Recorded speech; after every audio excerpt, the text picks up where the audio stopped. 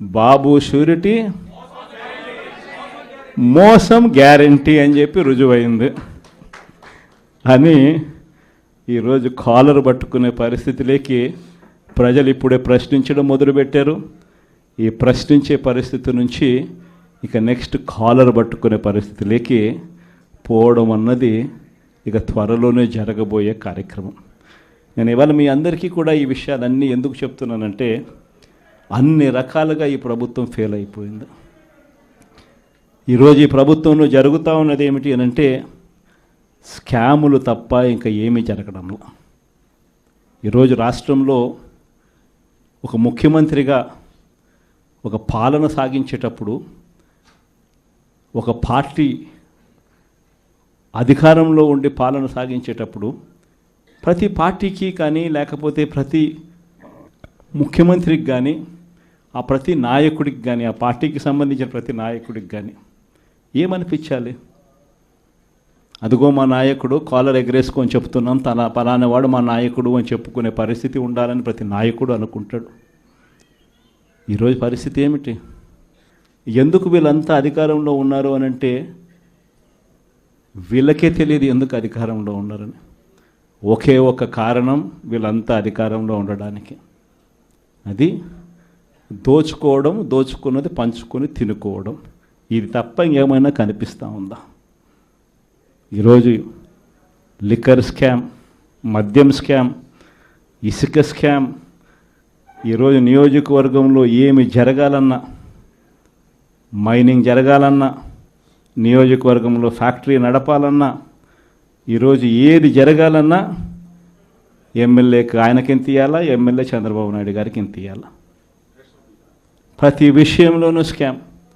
నియోజకవర్గంలో యథేచ్ఛగా మన కళ్ళ ముందటనే పేకాట క్లబ్బులు జరుగుతూ ఉన్నాయి. యథేచ్ఛగా ఇవన్నీ జరుగుతూ ఉన్నాయి మన కళ్ళ ఎదుట. ప్రశ్నించే స్వరం ఎవరైనా ప్రశ్నిస్తే ప్రశ్నిస్తారేమో అని, ప్రశ్నించకూడదు అని ఏకంగా చిన్నపిల్లలను కూడా చూడుకోకుండా వాళ్ళందరినీ సోషల్ మీడియా కింద 111 సెక్షన్ పెట్టి, అంటే ఆర్గనైజ్డ్ క్రైమ్ అంట. సోషల్ మీడియాలలో నువ్వు చేసే తప్పును ప్రశ్నిస్తే ఎందుకయ్యా సూపర్ 6 ఇవ్వడం లేదు, ఎందుకయ్యా సూపర్ 7 ఇవ్వడం లేదు అని చెప్పి ప్రశ్నిస్తే ఆర్గనైజ్డ్ క్రైమ్ అట. టెర్రరిస్టులకు పెట్టే క్రైమ్ ఆర్గనైజ్డ్ క్రైమ్ అని పోస్టింగ్ను పెట్టిన వాళ్ళను, చిన్నపిల్లలను కూడా చూడుకోకుండా వాళ్ళందరినీ జైళ్ళలో పెట్టి 40 రోజులు, 30 రోజులు, 50 రోజులు రకరకాల స్టేషన్ల చుట్టూ తిప్పి, రకరకాల జిల్లాలన్నీ తిప్పి వాళ్ళందరినీ కూడా ఇబ్బందులు పాలు చేసే కార్యక్రమం జరుగుతూ ఉంది. కానీ ఒకటి చంద్రబాబు నాయుడు మర్చిపోతూ ఉన్నాడు.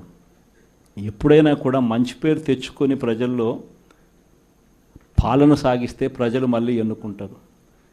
కానీ ఈ మాదిరిగా పదవిని దుర్వినియోగం చేసి ఈ మాదిరిగా చేయడం మొదలు పెడితే ఇదే చంద్రబాబు నాయుడు గారికి వైఎస్ఆర్ కాంగ్రెస్ పార్టీకి చెందిన ప్రతి కార్యకర్త తరపున చెప్తా ఉన్నా, నెక్స్ట్ వచ్చేది వైఎస్ఆర్సీపీ 2, జగన్ 2 పాలన వస్తుంది.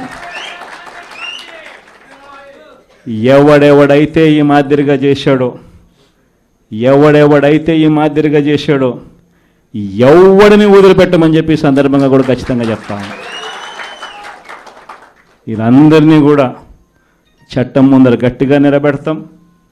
ఆ కోవిడ్ వచ్చేసరికి ఆ తర్వాత 2.5 సంవత్సరం కోవిడ్కి సంబంధించిన పరిస్థితుల మధ్యనే మనమంతా కూడా బ్రతికాం. అందుకే పాలనలో ప్రతి అడుగు, ప్రతి నిమిషం, ప్రతి విషయం ఆ కోవిడ్ సమస్యలను ప్రజలకు ఎలా తోడుగా ఉండాలి అనే విధంగానే ప్రతి అడుగు పడుతూ వచ్చింది.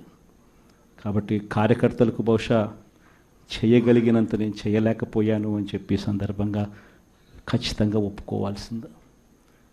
కానీ ఈసారి మాత్రం జగన్ 2లో ప్రతి కార్యకర్తకు అండగా తోడుగా ఖచ్చితంగా ఉంటాను అని కూడా ఈ సందర్భంగా చెప్తాను. ఈసారి జగన్ 2లో ప్రజలకు తోడుగా ఉంటూనే మరోవైపున కార్యకర్తలకు కూడా అండగా, వాళ్ళ ఇంటికి పెద్దన్నగా, వాళ్లకు తోడుగా ఖచ్చితంగా ఉంటానని సందర్భంగా ఖచ్చితంగా చెప్తాను. వీళ్ళు దిక్కుమాలిన పాలనలో ఏ మాదిరిగా పాలన చేస్తూ ఉన్నారో కూడా మనమంతా చూసాం. మన తిరుపతి మీ అందరికీ కనిపించుంటుంది. నిజంగా ఈ ఒక్కొక్క కార్పొరేషన్లో వీళ్ళకున్న బలం ఎంత అని చెప్పి చూస్తే